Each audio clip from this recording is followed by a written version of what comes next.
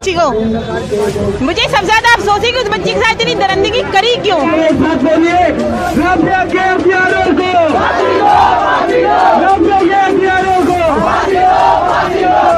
एक घंटे के अंदर आज तक का रिकॉर्ड है, किसी का पोस्टमार्टम होकर बॉडी सुपुर्द करी है पुलिस ने? मुझे तो नहीं लगता। उसको 1 से 2 घंटे के अंदर उसका पोस्टमार्टम भी हो गया, उसके पर्चे भी तैयार करे और एम्बुलेंस भी हरियाणा पुलिस ने अवेलेबल करा के दी और उनको बोला कि आप इसको ले जाओ उत्तर प्रदेश। कहाँ दफनाओगे? तो उत्तर प्रदेश। वो बेचारे गाय टाइप लोग हैं, माता पिता उसके, और उनके घर में कोई ऐसा था नहीं। ये गाँव ले गए वहाँ उसका आनंद फानन दफनाने के लिए। जब वहाँ उसको निलाने धुलाने के लिए औरतों ने उसकी बॉडी को खोला तो वहाँ जो औरतें थीं वो चक्कर खा के गिर गईं। इस कदर उसकी बॉडी को डैमेज किया था। उसकी गर्दन अलग थी, उसके पार्ट्स काटे हुए थे, उसकी बैक काटी हुई थी और उसका जो प्राइवेट पार्ट है वो तक चाकू से काटा हुआ था और उसके कम से कम 50 से 60 चाकू उसके शरीर में लगे। ठीक है जी, इस तरीके से उसकी निर्मम हत्या हुई है। निर्भया कांड के बाद ये निर्भया जैसा ही कांड ये आज 2021 के अंदर हुआ। उससे भी रेप की खबरें भी आ रही है कि राबिया का रेप हुआ है। देखिए, रेप की खबरें तो ये आप एक बात सोचिए, किसी एक अबला नारी का, लड़की का इस तरीके से मर्डर होता है तो मर्डर मुझे लगता है हत्यारे ने छीना झपटी के माध्यम से तो किया नहीं है। वो घरेलू वाइफ तो थी नहीं कि उसकी ज्वेलरी थी, ज्वेलरी छीनने के कारण उसका मर्डर किया गया है। कहीं ना कहीं उसके साथ बलात्कार भी हुआ होगा। मैं इसकी पुष्टि नहीं करता हूँ क्योंकि मेरे पास इसका प्रमाण नहीं है। एक बात, इसका प्रमाण हरियाणा पुलिस के SHO साहब देंगे या उन्होंने अभी तक पोस्टमार्टम रिपोर्ट भी उसके फादर को, उसकी मदर को अवेलेबल नहीं करा के दी ताकि पता लग सके कि उसके साथ आखिर में हुआ क्या क्या था। मतलब SHO साहब को भी नहीं पता है कि उनके साथ रेप हुआ या नहीं हुआ। पोस्टमार्टम एक बहुत बड़ी बात है, एक एलिगेशन बहुत बड़ा और है हरियाणा पुलिस के ऊपर, जो वहाँ के थाना अध्यक्ष उनके ऊपर, कि उन्होंने मुलजिम को, एक मुलजिम इसमें अरेस्ट भी हुआ है, उस मुलजिम ने अपने बयान में उनको बोला कि ये मेरी वाइफ है।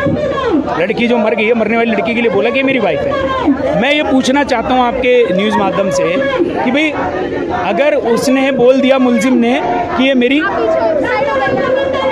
मुलजिम ने बोला कि ये मेरी वाइफ है, तो क्या थाना अध्यक्ष की इतनी जिम्मेवारी नहीं बनती कि उस मुलजिम से प्रमाण पत्र देखते, शादी का कोई सर्टिफिकेट देखते, कोई कोर्ट मैरिज का सर्टिफिकेट देखते, उसके बाद ही तो मीडिया में जाके लोकल मीडिया हरियाणा की बुला करके उनको उपदेश देना चाहिए था।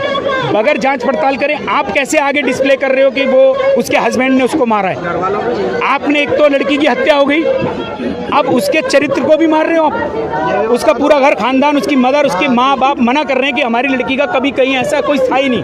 पीड़िता के माँ बाप से मिले? हाँ जी, पीड़िता के माँ बाप हमारे पास है, हमारे साथ। वो लोग क्या कह रहे हैं, शादी हुई थी या नहीं हुई थी? मना कर रहे हैं। वो कह रहे हैं यहाँ से लेके गांव तक आप इन्वेस्टिगेशन कर लीजिए, लड़की शादीशुदा नहीं थी।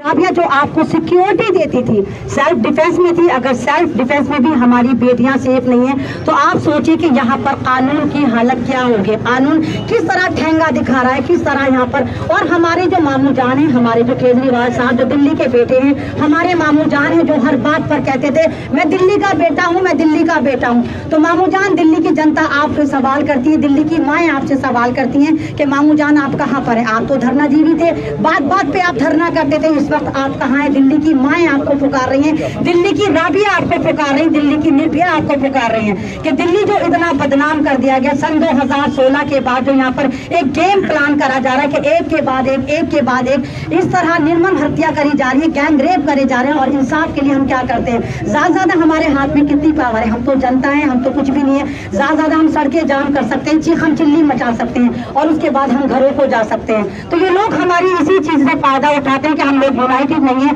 हम ज्यादा धरना प्रदर्शन करते हैं और घरों को चले जाते हैं। और जब हम घर को जाते हैं तो दूसरे तीसरे दिन एक और गैंग रेप हमारे लिए तैयार होता है। मीडिया आती है, कवरेज करते हैं और चली जाती है, उसके बाद एक और गैंग रेप। तो कब तक ये होगा? दिल्ली की जनता को केजरीवाल साहब से सवाल करना चाहिए था कि मामू जान आप इस मुद्दे पर उतरिए। मामू जान, माना पुलिस आपके हाथ में नहीं, मामू जान आप हमारे चीफ मिनिस्टर हैं, क्या आपने FIR करी? आप एक दिल्ली के नागरिक भी हैं, आपने राबिया की तरफ से FIR करी? आपने दिल्ली कैंट की तरफ से FIR करी? नहीं करी।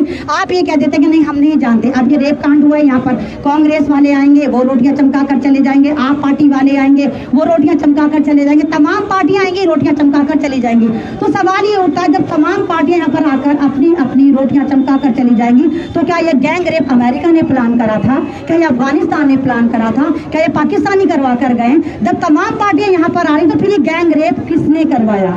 सवाल ये उठता है, आप लोगों को समझना चाहिए। तमाम पॉलिटिकल पार्टियों के गिरेबान आपको पकड़ने चाहिए कि हमने आपको भी आजमाया, हमने आपको भी आजमाया।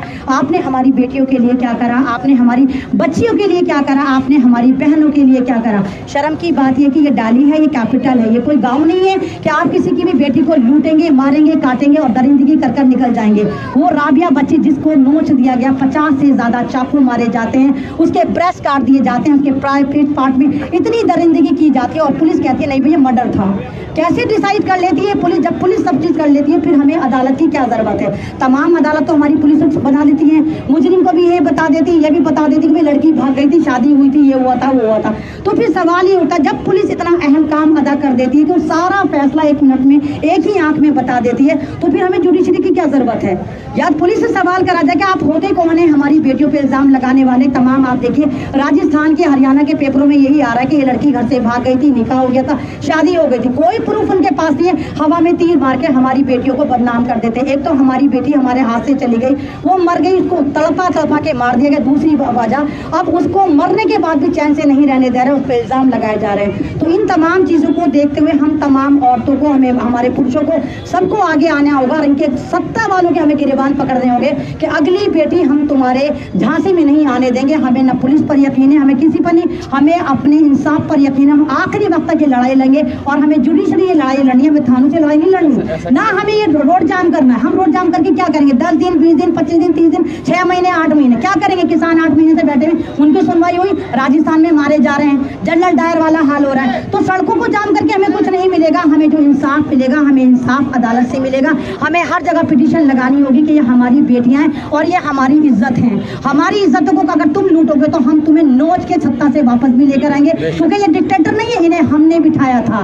5 साल के लिए हमने इनको अपने बिठाया था। हमने ये नहीं कहा था कि तुम हमें भी नोचो, हमारा फंड भी खा जाओ और हमारी बेटियों को भी तुम खाओगे, नोचोगे। हलक से हाथ डाल के हम अपनी बेटियां भी बचाएंगे, इंसाफ भी लेंगे, लेकिन सिर्फ उसके लिए हमें मजबूत होना पड़ेगा, एकजुट होना पड़ेगा, एक प्लेटफॉर्म पर आना पड़ेगा और हमें ये दिखाना होगा कि भारत की बेटियों को कमजोर मत समझिए। ना वो दलित हैं, ना वो हिंदू हैं, ना वो मुसलमान हैं, वो भारत की बेटी हैं और भारत माता की जय। हम इसीलिए कहते हैं क्योंकि भारत को एक बेटी के समान दर्जा मिलता है। जिस भारत माता की आप जय कहते हैं उसकी बेटियों को लूट लेते हैं। कौन सी माँ है वो फिर जिसको आप लूटते हैं?